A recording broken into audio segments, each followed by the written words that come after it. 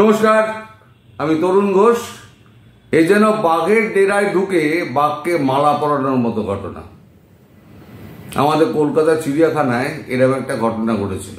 মদ খেয়ে বাঘের খাঁচার মধ্যে ঢুকে পড়েছে। তারপরে স্যার করুণ ইতিহাস, সেই ইতিহাস আর বলে লম্বা করে লাভ নেই, আপনাদের মন খারাপ হবে। তা আজকে যে ঘটনা ঘটেছে গোপালগঞ্জে, মার্চ টু গোপালগঞ্জ, সে মার্চ টু গোপালগঞ্জ করতে গিয়ে এখন সেই বাঘের ডেরায় ঢুকে আটকা পড়ে গেছে। এখন এই আমাদের যত বিপ্লবী চ্যাংড়াগুলো আছে না, নাহিদ, সার্জিস, তারপরেতে ওই 26 অক্ষরের একটা নাম আছে, তিনি সবুজ ভুইয়া না কি যেন, তারপরেতে ওই আমাদের এক যারা মহিলা তিনি, এবং আরো পাটোয়ারি অনেকে। তা প্রথমে তো কালকে রাত্রির থেকে সমস্ত একেবারে এর আগে খালি করে দেওয়া হয়েছিল, আওয়ামী লীগ কেউ থাকবে না, সব পালিয়েও গেছিল আওয়ামী লীগ তারার চোটে।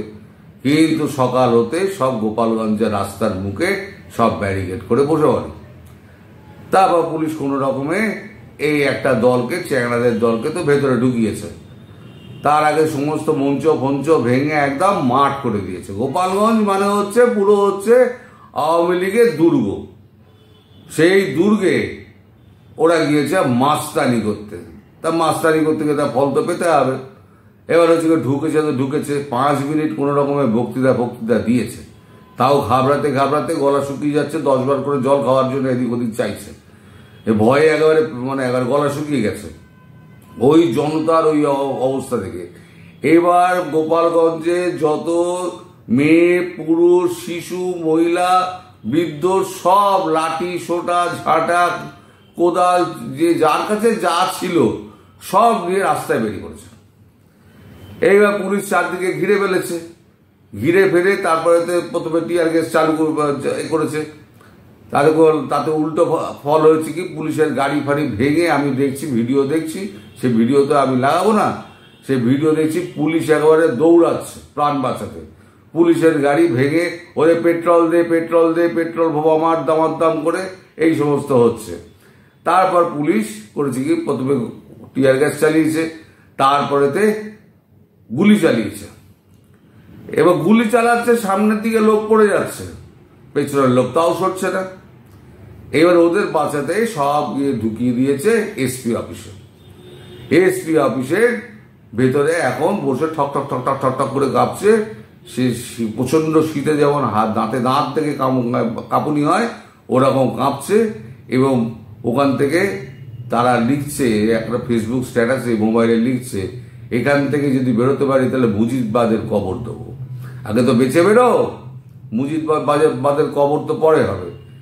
এখন শেষ পর্যন্ত জানা যাচ্ছে সেটা পুলিশ এবং মিলিটারি, পুলিশ তো পালিয়ে গেছে, যে সেনাবাহিনী এখন অনুরোধ করছে হাত জোর করে, ভাই আমাদের যেতে দিন, তারপর যা হয় আপনারা করুন। আমার সেনাবাহিনী এখন পালাতে পারলে বাঁচে। যে অবস্থা তৈরি হয়েছে আপনার এই এতে গোপালগঞ্জে, টুঙ্গিপাড়া, সমস্ত টুঙ্গিপাড়া, গোপালগঞ্জ সব এক হয়ে গেছে।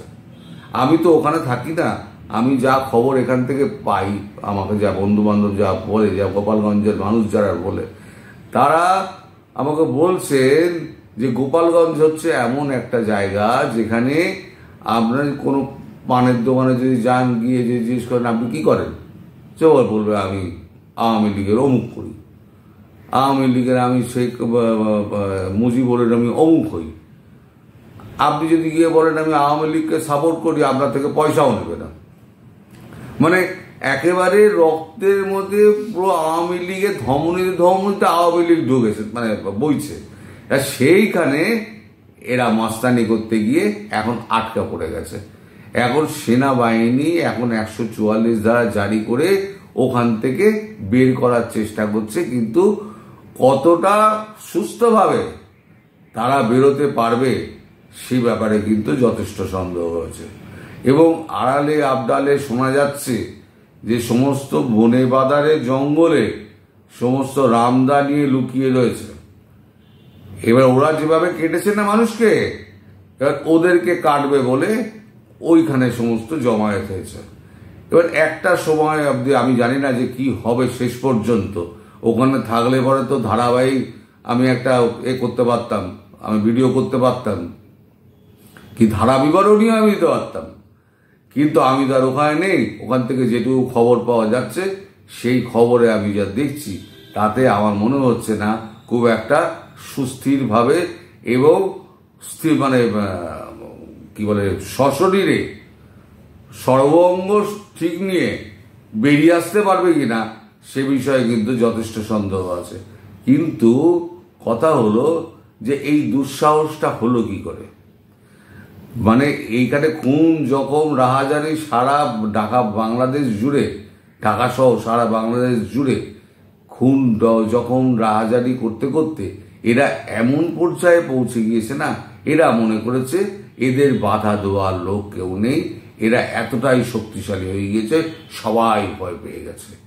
কিন্তু এই গোপালগঞ্জে এখানে ঢুকে যে ওরা এই বিপদে পড়বে এটা বোধহয় ওরা আন্দাজ করতে পারেনি।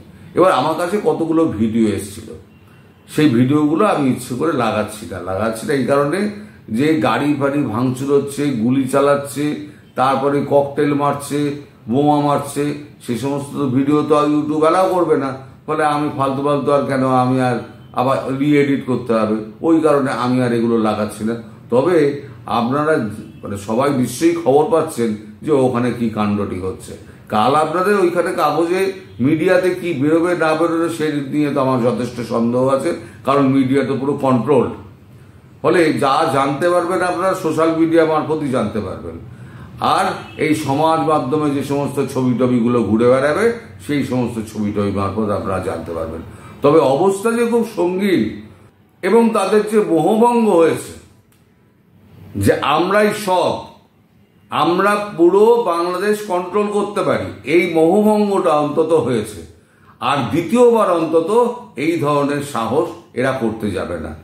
এরা এখন সুস্থভাবে আসুক, সেটা আমরা সবাই চাইব, কিন্তু আমরা চাইলেই তো হবে না। গোপালগঞ্জের মানুষ এবার কিন্তু প্রতিশোধ নেওয়ার জন্য উঠে পড়ে লেগেছে। গোপালগঞ্জের হেন মানুষ নেই, সমস্ত ঘর বাড়ি খালি, কেউ সারাদিন খায়নি, সব রাস্তায়। আমি দেখেছি যে ছবিটা আমার কাছে এসছে, সেখানে একটা বাচ্চা ছেলে, তার হাতে দিকে একটা কাটারি, সেও কাটারি নিয়ে পড়ে, তার বয়স কত হবে, 8 থেকে 10 হবে খুব বেশি হলে মেরে কেটে, তার কমও হতে পারে। সে বলবে জয় বাংলা জয় বঙ্গবন্ধু বলে বলে সে কাটারি উঁচিয়ে দৌড়াচ্ছে।